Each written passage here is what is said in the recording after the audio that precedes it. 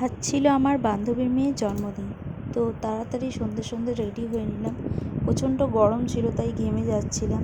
তো রেডি হয়ে বেরিয়ে পড়লাম বরমশাইয়ের সাথে গাড়ি করে ওর বাড়ির উদ্দেশ্যে। তো রাস্তা ফাঁকাই ছিল, আমরা তাড়াতাড়ি চলেও গেছিলাম। এই হচ্ছে ওর বাড়ির রাস্তা। তো এই সাইডের গলিটা দিয়ে গেলেই ওর বাড়ি।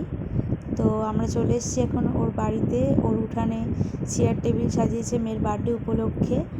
আর সামনেও আমাদের ডাকছে, ওই যে দেখতেই পাচ্ছ, ওটাই হলো আমার বান্ধবী। আর এখানে কেক কাটিং স্টার্ট হয়ে গেছে। তো ওর মেয়ে এতটাই পাকা, ফু দেওয়ার জন্য পুরো দম নিয়ে মুখে রেডি হয়েছিল। আর খুব ফাস্ট মোমবাতিগুলো নিভিয়েও দিল। তো এখানে কেক কাটিং চলছে, তোমরা দেখতেই পাচ্ছ। কেকটা খুব সুন্দর দেখতে ছিল। তো কেক কাটিং চলছে। গরমটাও কালকে ভীষণ পড়েছিল। তো এখানে খুব খুশি খুশি দেখলাম ওর মেয়েকে। এমনিতে ওর মেয়ে অনেকটা ছটপটে আর নিজের মতোই নিজে থাকতে ভালোবাসে, কাউকে অতটা বিরক্ত করে না। এখানে দেখছো কীরকম ওর মায়ের গালে কেক মাখিয়ে দিল। তো এখানে কনস্ট্যান্ট ও পোজ দিয়ে যাচ্ছে, ছবি তোলা হচ্ছে বলে, বাট ও কেকটা খায়নি, ও পোজই দিয়ে দাঁড়িয়ে আছে। এবার ও খেলো কেকটা।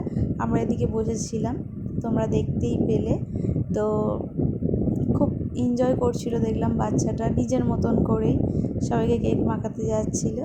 তো এখানে খাওয়ার জন্য সবাই মানে ব্যবস্থা হয়েছে। এখানে আমার এক বান্ধবী, তার হাজব্যান্ড দাঁড়িয়ে আছে। তো ওর সব রিলেটিভরাও আছে এখানে। তো এখানে খাওয়ার ব্যবস্থা, অ্যারেঞ্জমেন্ট, এখানে ডিমের টেবিল, স্যালাড চলে এসছে, তোমরা দেখতেই পাচ্ছ।